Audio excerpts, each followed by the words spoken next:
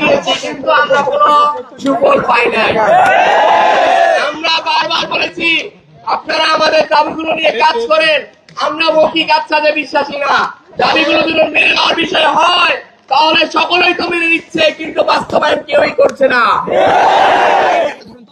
বিগত দিনে আমরা বারবার রমজানের ভিতরে বিক্ষোভ মিছিলের মাধ্যমে প্রশাসনকে জানান দিয়েছি আমরা হাইকোর্টের এই অবৈধ কালো রিট প্রত্যাখ্যান করলাম।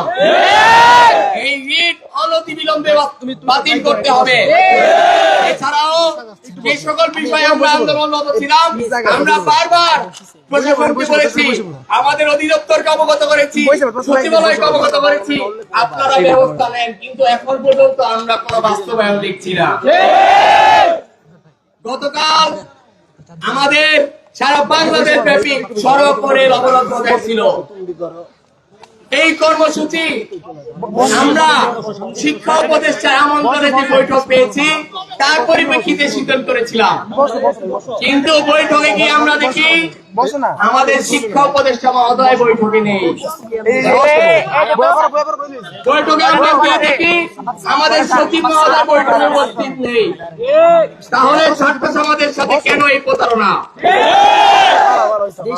আমরা আশাবাদী ছিলাম শিক্ষা উপদেষ্টা মহোদয় যদি উপস্থিত থাকতেন তিনি ছাত্রদের প্রতি আন্তরিক হতেন, আমাদের জমা দাবিগুলো নিয়ে কাজ শুরু করা যেত। কিন্তু গত আলোচনায় রাজপথে যেমন আশ্বাস দেওয়া হয় তেমনই আশ্বাস দেওয়া হয়, আমরা এগুলো নিয়ে আলোচনা করে দেখব। আমরা কি দীর্ঘ 7 মাস পর আলোচনা চাই? আমরা যদি দীর্ঘ 7 মাস অপেক্ষা করতে পারি তাহলে দীর্ঘ 7 মাসে কেন তারা বাস্তবায়ন করলো না?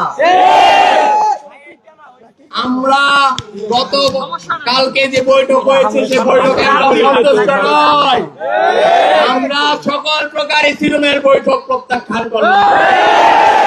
আমাদের দাবি বাস্তবায়ন না হওয়া পর্যন্ত পলিটেকনিক শিক্ষার্থীরা পর্যায়ক্রমে জড় দুর্ভোগ যাতে না হয় সেই বিষয়গুলো বিবেচনা করে কঠোর থেকে কঠোর কর্মসূচি বজায় রাখে।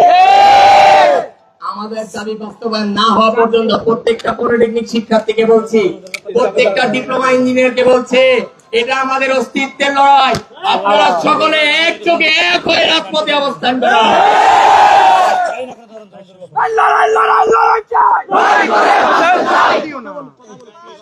সহযোগিতা ভাইরা, আমি সুবাইর পাটোয়ারি, কেন্দ্রীয় প্রতিনিধি ছাত্র বাংলাদেশ। প্রিয় সহযোগিতা, আপনারা জানেন আমার ভাইদের উপর কি নির্যাতন করা হয়েছে কুমিল্লা পলিটেকনিক ইনস্টিটিউট সহ বাংলাদেশ